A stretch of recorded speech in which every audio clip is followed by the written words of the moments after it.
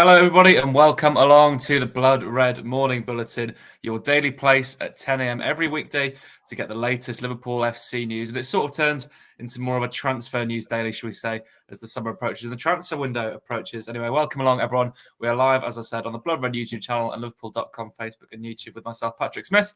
And I'm joined by Liverpool.com's Dave Comerford. So, Dave, a couple of transfer rumours for us today, as per usual. Let's start, shall we, with Khephren Thuram. I think that's probably the one that interests me the most. L'Equipe, very reliable source, big publication in France. They've published that Liverpool have been in talks and have opened negotiations. And apparently the price tag is around 60 million euros, which is about 50 million pounds, I think. What's your thoughts on Thuram as a midfielder? And do you think he could be one that Liverpool, look to go for? I mean, it's interesting, first of all, that there seemed to be quite a lot of a focus originally on Premier League experience, players like McAllister, Caicedo, Mateus Nunes, even Mason Mount. Obviously, Thuram is kind of a pivot away from that. And I mean, obviously, from kind of looking into him, because we've seen links in the past, but things have really stepped up now. The sense that you get is that he's someone who has played in the past in that kind of number 6 role. So you kind of look at that and think to me like, oh, is this someone who can sort of compete with Fabinho? But then the more you look into him, it seems like he's actually probably would be better suited to playing in one of the advanced number 8 roles in the new system instead. And there was an interesting line actually in one of the reports about Liverpool kind of pursuing Thuram in addition to Manu Kone from Gladbach, along the lines of Liverpool basically want that kind of athleticism back, that ability in transitions. And you start to think obviously about sort of Gino Wijnaldum in that sense, and that kind of being the key criteria. And Thuram definitely fits that with his profile. And one of the kind of standard attributes he has seems to be his sort of ball carrying ability, driving forward with it.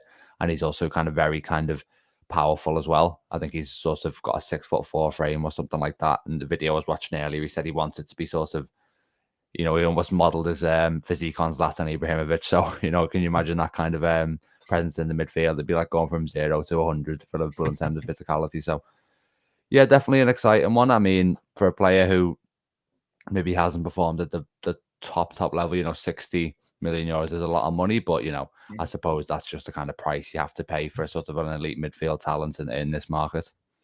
I mean, yes, it's quite similar, I think, to Aurelien Tchouameni. Last summer that was a big price tag for him, but I genuinely think Thuram is worth it as well. From what I've seen and what I've done in the research, I think he's an exciting talent.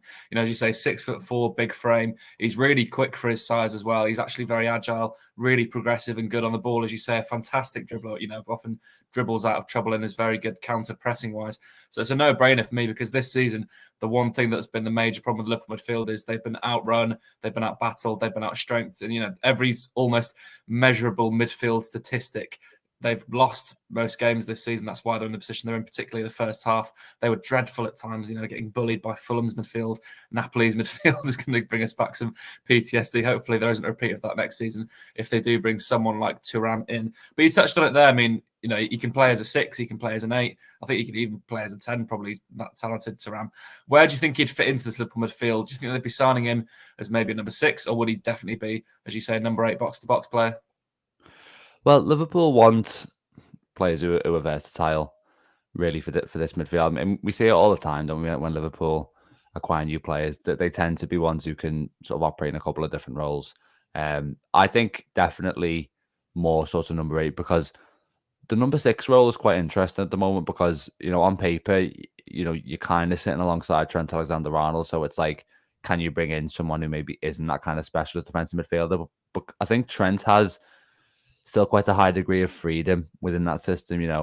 He's not necessarily in a position that you'd expect from kind of a right-sided defensive midfielder. He does have that license to push up into the final third, maybe even to drift wide at times as well. So I think you do probably need that kind of specialist Fabinho figure, someone who is an out-and-out defensive midfielder. And from what I've seen of Thuram, he wouldn't necessarily fit that bill. So I think more so it would be one of those number 8 roles. I'm not sort of sure which one in particular, but yeah, I definitely agree with you. And I think having a player who is that kind of physically adept in those positions is ideal, in the sense that they have a lot of kind of attack and license to push forward, but also, the more they can support the team in those kind of defensive transitions or when the team doesn't have the ball. I think the better, and I think the better Liverpool system will function. Yeah, could not agree more. I think we need to go back to that sort of classic Jurgen Klopp midfield of having, your big solid number 6, which can be Fabinho in this case, maybe even Bajcetic.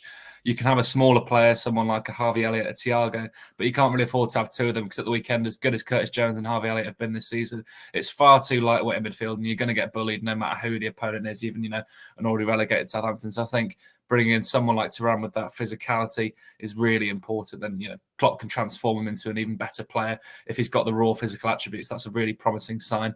But let's move on then, shall we, to another midfield transfer room. I think that's going to be the theme throughout the summer on these podcasts. It's Bruno Guimaraes. Now, I'm not sure about this rumor. I mean, I'll be taking this with a pinch of salt, listeners, but it's an interesting one nonetheless. So according to Goal Brazil, Liverpool have opened talks to sign Newcastle United star Bruno Guimaraes. I mean, the Brazilian midfielder, he's been amazing for Newcastle this season, hasn't he, Dave? They've earned the top 4. I mean, is there any case that he's going to leave Newcastle, do you think, this summer, given they've just got in the Champions League? I mean, short answer is no, I think. If you're Bruno, it's interesting because he can really have his pick of clubs. I think he's one of the most complete midfielders in the Premier League. He's of a level where he walks into most teams, really, at the top of the sort of European elite. So if he did want to go to Real Madrid, if he did want to go to one of the the very biggest clubs in the Premier League, I think he could do that. But if I was him, I'd be thinking more along the lines of this whole Newcastle project, which will probably result in Premier League title bids, Champions League title bids, sort of probably before the end of this decade, maybe sooner than that. They're building that team around me, so why almost would I leave? That's really exciting in its own way, and I think there's a strong case to sort of stay put. From Liverpool's standpoint on this one, I think obviously you can understand why they're interested, but the time to sign him was when he was at Lyon, because I wrote about this, I think, a couple of months back. He was putting up kind of really good kind of numbers as an all-round midfielder at that stage, and there were signs there of the level that he could reach. And I think not only Liverpool, but also kind of a host of top clubs who've kind of admired him since have thought we missed a bit of a trick on that one. And, it's obviously Newcastle's game because he has been the player that's maybe elevated the most to be in that kind of Champions League standard team.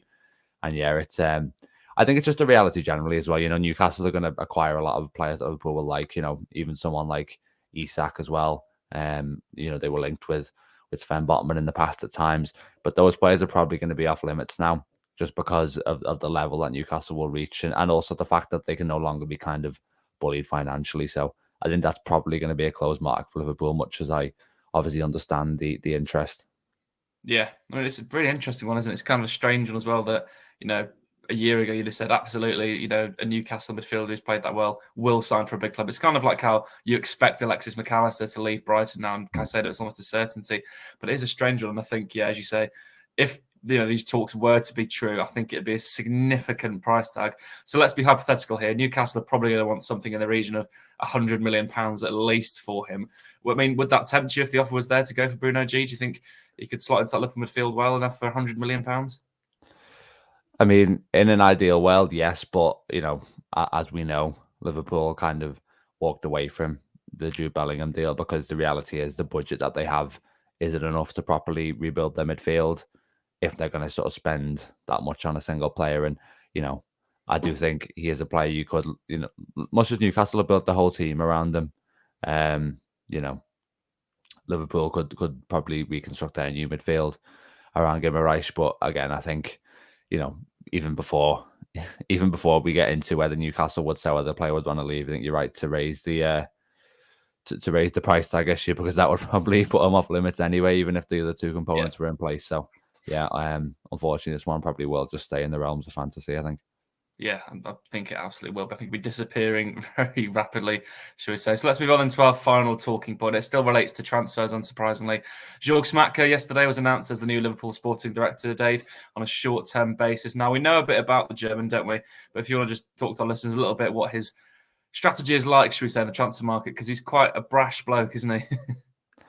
Yeah, I was reading some comments from him yesterday, and he was basically explaining how things were going to work. So essentially, he, together with Liverpool sort of scouts and their data scientists, will put together a list of targets for each position, and then Klopp is going to be the one who basically picks the players who are the priority on that list, and then it's obviously going to be down to him to sort of negotiate those deals. And I think that's really interesting in terms of, because a lot of the targets will have been identified before he's come in. I mean, he's arrived on the 1st of June.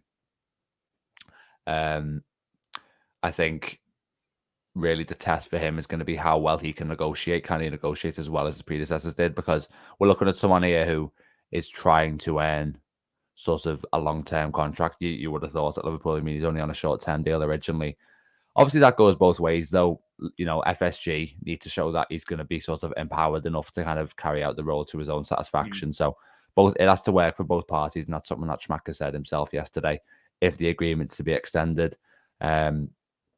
One thing that I kind of found out really in the research was Schmadtke puts like quite a heavy emphasis on young players. I mean, if you look at sort of, especially his last few windows at Wolfsburg, is when it was most prominent, he was signing so many players who were sort of late teens or early 20s.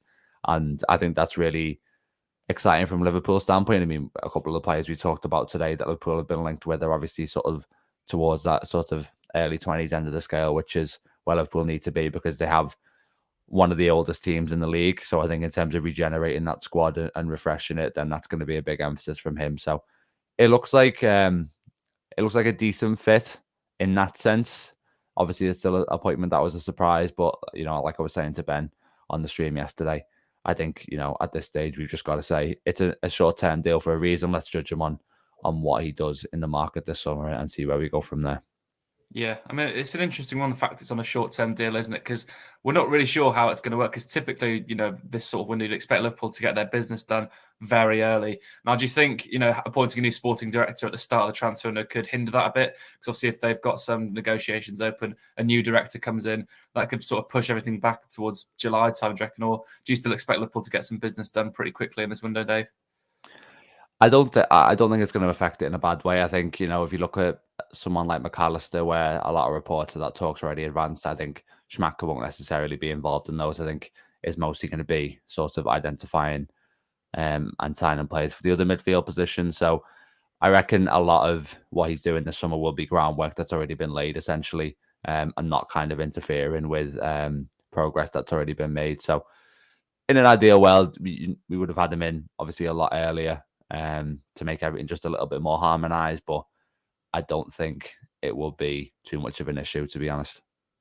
Yeah, well, as a sporting director, it's probably one of the best windows of all time you could possibly join Liverpool in, because you're basically guaranteed to get a bit of a war chest to spend money on to rebuild the midfield. So, yeah, good luck to Jorg Schmadtke, and hopefully he can get some big moves across the line. Hopefully Khephren Thuram can be one of them, and as you say, Alexis McAllister would be one that we'd love to see. But for now, we'll leave this morning stream here. Thank you so much to everyone for joining us on our Blood Red YouTube and Liverpool.com Twitter and Facebook accounts. We are live every weekday morning at 10 a.m. with the latest Liverpool FC news and, of course, the latest transfer news and rumours as well. So make sure you don't miss any of our live streams, as well as our other content going out on the Blood Red channel, and, of course, all the written content on Liverpool.com. But for myself now, Patrick Smith and Dave Comerford, thank you so much for joining us. We'll catch you again tomorrow on the Morning Bulletin.